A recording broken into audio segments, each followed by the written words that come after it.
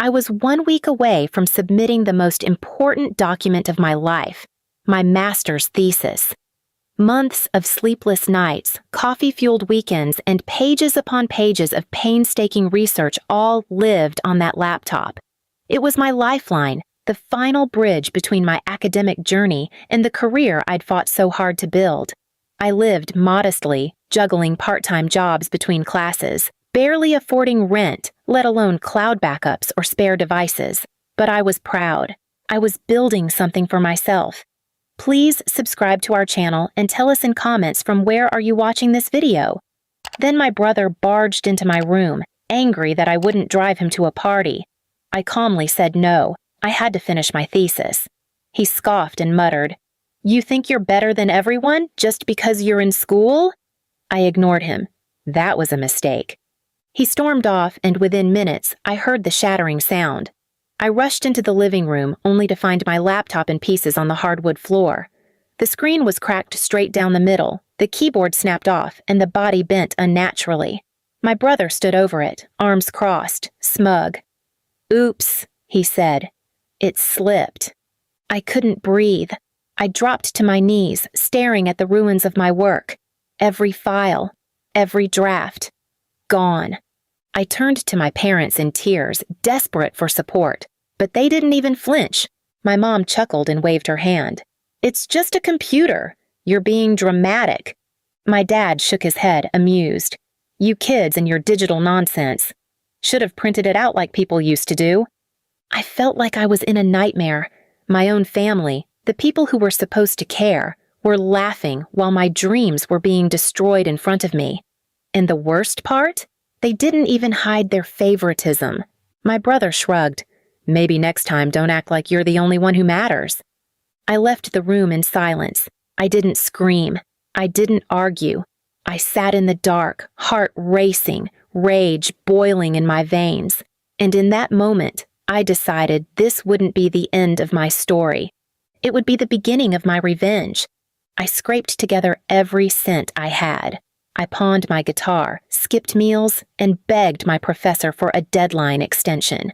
I worked from campus computers, overnight shifts, using flash drives and Google Docs like my life depended on it, because it did. But while I was rebuilding my thesis in silence, I was also planning something else. You see, my brother's party boy persona was about to come crashing down. I started gathering receipts, literal ones, from all the things he'd charged on my parents' credit card, fake IDs, alcohol, even a broken window from a wild night that he blamed on a neighbor. My parents never looked twice, but I did, and I waited. The day I submitted my thesis was the same day I scheduled a meeting with the dean's office, not about me, but about a certain student who had recently plagiarized an entire assignment. My brother. I'd seen the original online. It was too easy. My parents still didn't know what was coming, but they would.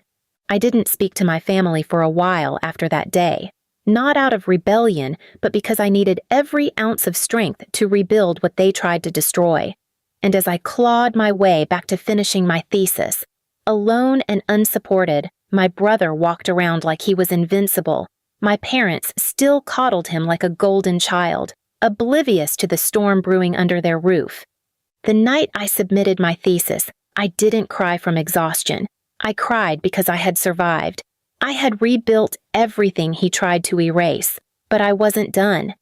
You see, while my parents praised my brother for things like finally getting a B or not wrecking the car this month, they hadn't once acknowledged the effort it took for me to make it to graduation. Not once did they ask if I was okay after the laptop incident. Instead, they spent money upgrading my brother's car stereo system and threw a barbecue in his honor for staying out of trouble. Meanwhile, I was patching my life together with duct tape and fury. But fate has a way of helping those who help themselves. My thesis was selected for a national award. I was to present it at a conference in Chicago. All expenses paid. I didn't even tell my parents. I just packed my one good outfit, boarded the flight, and stood in front of a hall full of professionals, professors, and innovators, people who saw me, valued me, clapped for me. The day after my return, I arrived home to chaos. My brother had been caught cheating, again, And this time, it wasn't just school. He had submitted a plagiarized article to a local magazine using my name.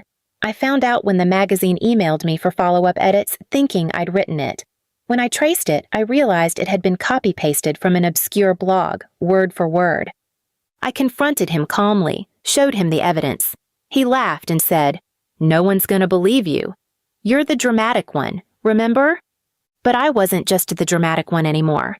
I was the one with receipts, with credibility, with a growing network. So I sent the full report to the university board, the magazine's editorial staff, and copied in the ethics committee. But the final blow didn't come from me. It came from the financial institution.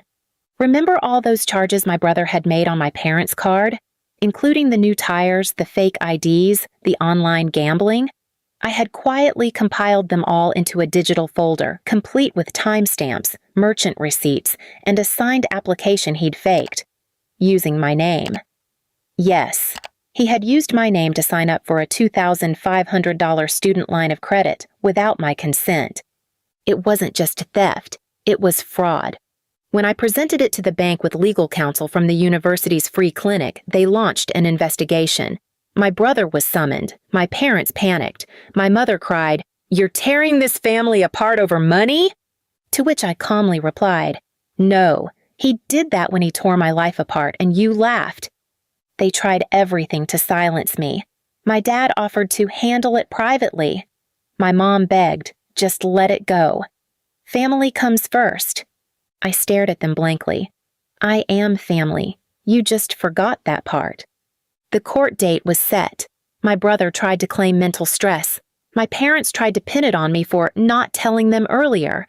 I brought emails, screenshots, evidence, and a calm, collected demeanor that stunned them into silence. But I wasn't seeking jail time. I wanted justice. I wanted him to face what I had to, rebuilding from nothing. So I demanded full financial restitution for the damages, the cost of the laptop, the thesis recovery process, the forged credit, $75,000, and the judge agreed. My brother's accounts were frozen. My parents, out of desperation, offered to settle it within the family. They even said, "You owe her that much. She's the favorite." That was the final nail. Because that's when I realized they would never see me as a daughter, just a tool to keep their golden son clean. So I walked away. And the next time they tried to reach me, they received an auto reply. "This number is no longer in service. Please contact your favorite child instead." 6 months passed in silence. My parents didn't call. My brother tried once, to blame me for ruining his future. But I was done answering to people who never listened when I was crying, who only remembered I existed when they needed something signed or silenced. I moved to a different city, took a job at a think tank that paid me well, valued my ideas, and, more importantly, respected my name. But the universe wasn't finished with them yet. One evening, I got a call from a woman named Olivia. She was the editor-in-chief at a rising investigative journalism outlet, and she was following a lead on academic fraud cases linked to a certain university. Apparently, my brother's name had surfaced in connection with several other questionable activities, including reselling plagiarized essays and forged recommendation letters. She'd heard about the court case and found my name on the transcript. "I'd love to hear your side of the story," she said. At first, I hesitated, but then I realized something. My silence had protected them for too long. So I agreed. I didn't trash them. I didn't go for drama. I simply told the truth, how a girl's academic future was nearly crushed by her own brother, how her parents laughed and defended the guilty while watching their daughter drown, and how they begged only when the courts got involved.